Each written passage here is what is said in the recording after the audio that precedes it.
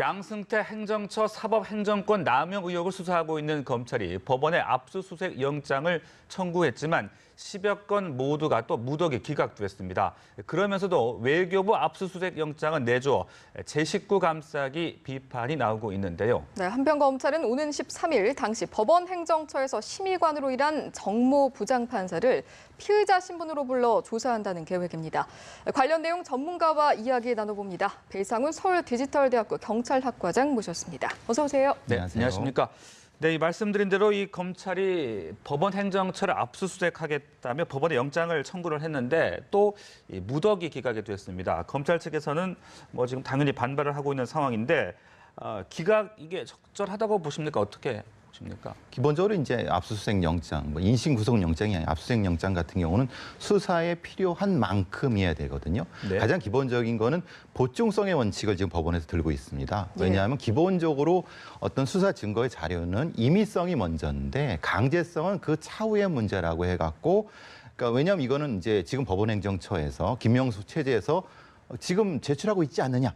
라는 것이 이제 가장 기본적인 이유고요. 네. 또 하나는 이제 범죄 구성 요건이랑 기본적으로 그 범죄 적격성 부분에서 얘기를 하는데 가장 먼저는 그겁니다. 지금 그 부분을 이제 법원행정처에서 임의 제출로 요청을 해도 줄 수 있는데 굳이 강제로 가져가려고 하는 것은 안 된다.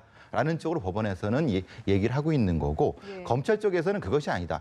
그렇다고 본다면은 수사라는 것은 검찰 국가기관이 하는 건데 국가에서 하는 건데 사법부에서 그것을 일정 정도 일종의 가이드라인이 아니냐. 왜냐하면 뭐는 되고 뭐는 안 되고 하면은 수사라는 것이 사실은 처음부터 시작해서 가지를 치고 가는 건데 거기에 대한 것도 법원이 정해줘야 되느냐.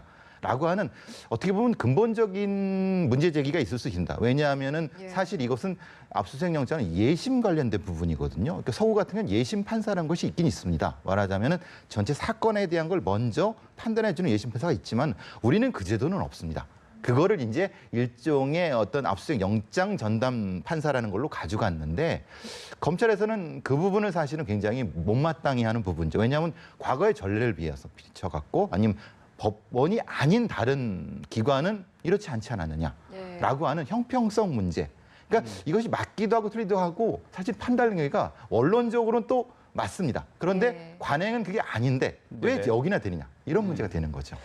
이처럼 법원 행정처에 대한 영장은 계속해서 기각이 됐는데 반면에 외교부에 대한 영장은 받아들여졌고 또 여기에 더해서 특별조사단이 특정 사실을 누락하고 은폐했다 이런 의혹도 나오고 있다고요. 글쎄 방탄법원이라는 개념은 사실은 좀 쓰고 싶지 않은 개념이라는 거거든요. 왜냐하면 결국은 이 임의 제출이라고 아까 말씀드렸는데요. 임의 제출을 할 수 있다라고 주장하는 것이 말하자면 서울중앙지법의 영장전담 판사님들이 아닙니까?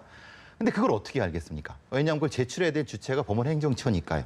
그럼 어떻게 보면 같은 주체라고 볼 수도 있는 거지 않습니까? 그러면 이 얘기는 뭐냐면 어차피 같은 얘기가 나온 것을 이렇게 방통표로 얘기를 할 수가 있지 않냐라고 주장하는 부분이기 때문에 그런 얘기가 나오는 거고 또 하나는 이제 그 안철상 지금의 법원행정처장 체계에서 있었던 특별조사단에서 나온 얘기입니다. 말하자면 이 특별하게 통진당 재판 연기 관련된 부분입니다. 이제 2014년, 15년도에 있었던 거 뭐냐면 그 국회의원들은 이미 의원직을 상실했어요. 근데 지방의원들의 지위에 대한 문제가 됐습니다. 그게 이제 먼저 기소가 됐고 소송이 제기됐고 전주지법에서 판단을 하게 됐는데 그것을 미리 그때의 박병대 처장이 언지를 줬다라는 것이 지금 이제 특별조사단에서 그걸 알고도 고의로 누락한 것이 아니냐라고 하는 주장인데 사실은 근데 지금 조사단 입장에서는 아니다. 다시 한번 그 녹취록을 들어봐도 그런 건 없다. 지금 맞서긴 상황입니다. 그러니까 그걸 누락했다는 의혹은 제기되고 있는데 실제로 그게 맞는 건지 모르겠습니다. 네. 자, 그리고 이 양승태 사법부의 새로운 재판 개입 조항들이 계속 지금 드러나고 있는 상황 아니겠습니까? 이 재판 중인 국회의원들을 상대로 법률 자문을 하려고 했다는 것인데 그러한 문건들이 실제 의원들에게 전달됐는지 이 부분도 좀 살펴봐야 될 것 같은데요. 그러니까 그런 문건이 있는 거 맞습니다. 의원 관련 상황 이런 문건의 제목으로 되어 있는데요. 이게 국회의원들한테는 사실은 그 정치자금법 위반이면 100만 원 이상이면 사실은 의원직이 박탈되기 때문에 거기에 대한 굉장히 민감한 부분이거든요. 그러니까 이런 문건이 있다는 것 자체만 가지고도 국회의원들이 압박을 받지 않았을까? 네. 예를 들면 이렇게 추정을 하고 있는 거죠. 검찰 쪽에서는. 그리고 실제로 여러 가지 법안 통과가 돼야 되는 부분이니까요. 그래서 이제 10여 명의 어떤 일정 정도의 성향이라든가 이런 부분을 그리고 또 하나는 조금 더 심각한 부분은 어떻게 하면은 재판을 유리하게 끌고 갈 수 있을까라고 하는 일종의 컨설팅까지 했다는 거거든요.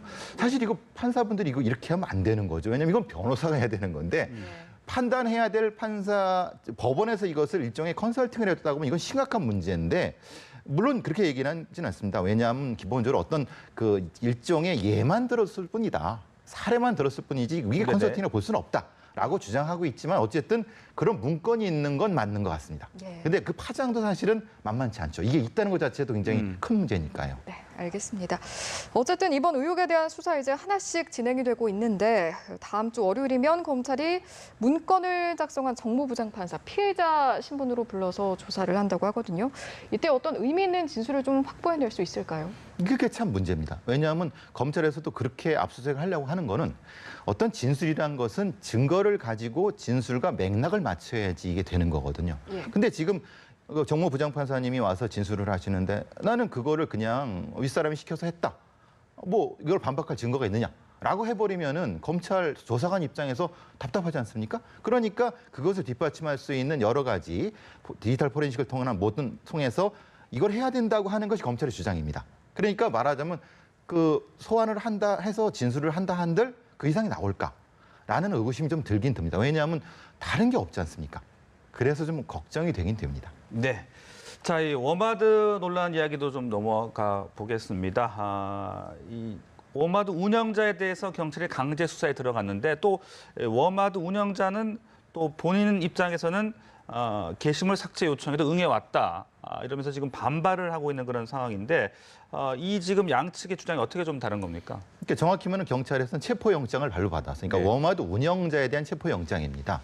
운영을 받아갖고 왜냐하면 음란물을 게시를 삭제를 요청했는데도 안 했기 때문에 응하지 않았기 때문에 체포영장을 통해서 방조죄로 처벌을 해야 된다는 거고 운영자 입장에서는 본인이 공지한 것은 그겁니다. 아니다. 방송통신심의위원회 분명히 그것을 오간 메일 자료가 있다. 그러니까 오간 메일 자료가 있는데 왜 협조 안 했다고 얘기하느냐라고 하는 겁니다. 그러니까 경찰의 주장이 맞는지 실제로 이제 이 워마드 운영자의 주장이 맞는지에 대한 부분은 그걸 다 이제 공개하면 될 부분인데 그래도 이제 여기 하나 걸리는 건 그겁니다.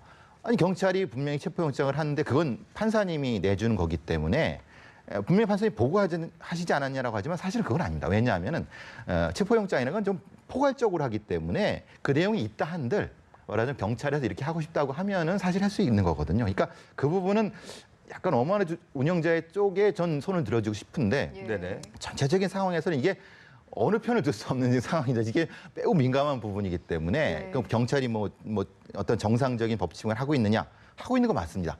근데 워마드 운영자도 할 말이 있다. 할 말인 거 맞습니다. 왜냐하면 본인이 증거를 가지고 있으니까.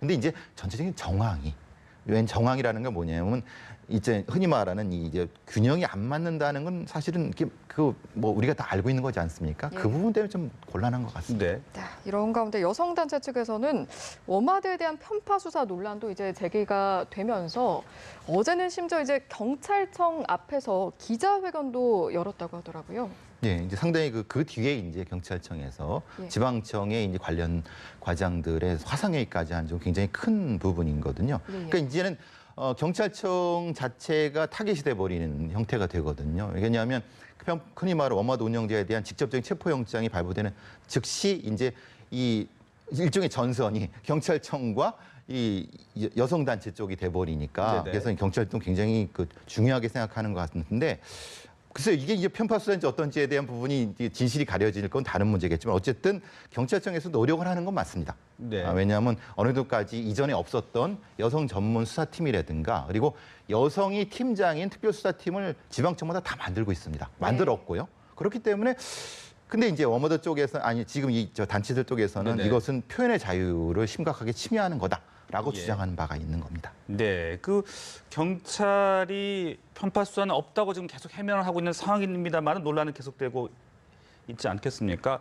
그 일베와 좀 비교를 해본다면 어떨까요? 근데 그 조금 다른 건 뭐냐? 일베는 국내에 서버가 있고요. 어마드는 외국에 있기 때문에 그리고 일베 같은 경우는 아무래도 이제 이 상업적인 부분이 존재하기 때문에 관리자가 따로 있는, 그러니까 월급을 받는 관리자가 따로 있다고 얘기를 합니다. 그러니까 어떤 그 뭐 삭제 반응이 오면 빨리빨리 이제 하는 거기 때문에 경찰이나 어떤 사법당국 입장에서는 협조적이다고 판단할 수가 있는 겁니다. 네네. 근데 그것을 사실은 너무나도 많은 양이 일베에 게시가 되고 있기 때문에 여성 단체 쪽에서는 저걸 왜 빨리빨리 못하느냐라고 하면 불만인 거죠. 예. 좀 인식의 균형 차이가 분명히 있는 거고 네. 어머드 쪽에서는 그것을 일종의 자원봉사식으로 운영한 거기 때문에 빨리 삭제 못한다.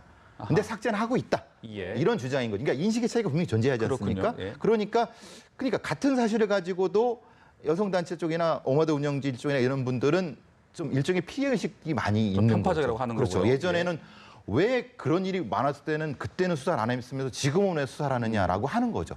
아니 수사를 하는 건 맞습니다. 왜냐하면 당연히 법을 어겼으니까요. 그런데 균형이 안 맞는다. 사실 그것도 맞는 것 같습니다. 알겠습니다. 네, 이제 다음 이야기로 좀 넘어가 보도록 하겠습니다. 요즘 국민청원이 굉장히 활발하게 좀 진행이 되고 있는데 개고기 보신탕을 금지해달라는 국민청원에 청와대가 답변을 냈습니다.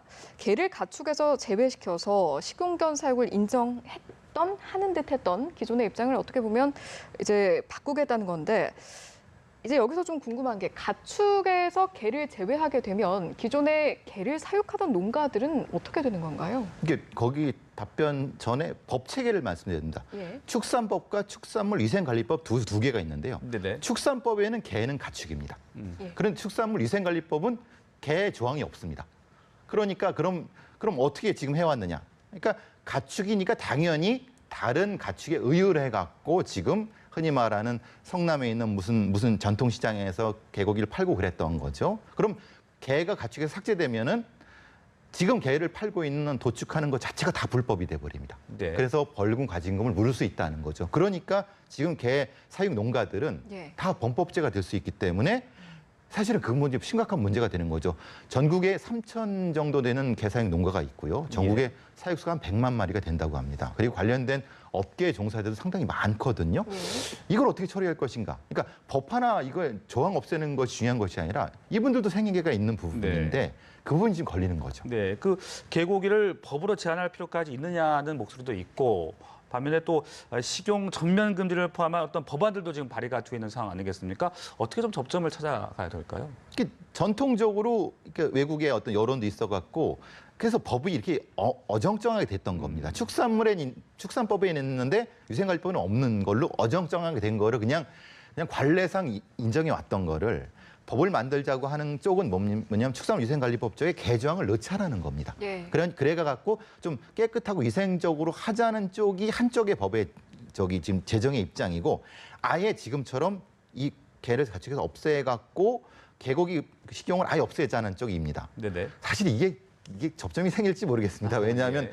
워낙 여론이라든가 아니면 저 업계에 관련된 부분에 이제 부분도 많기 때문에 상당히 민감한 부분이 많겠죠. 왜냐하면 이 생업 관련된 부분도 그러니까요. 그렇고 사실은 또 뭐 동물 보호 행동 쪽에서도 이것은 아무리 개라대로 생명권 관련된 부분이기 때문에 이건 안 된다는 쪽이기 때문에 그래도 이거는 어떤 타협점을 찾아야 됩니다. 그렇지 않고 지금 상태로 그냥 간다는 거는 좀 치열한 논쟁이 좀 돼야 될 것 같습니다. 예, 네. 알겠습니다.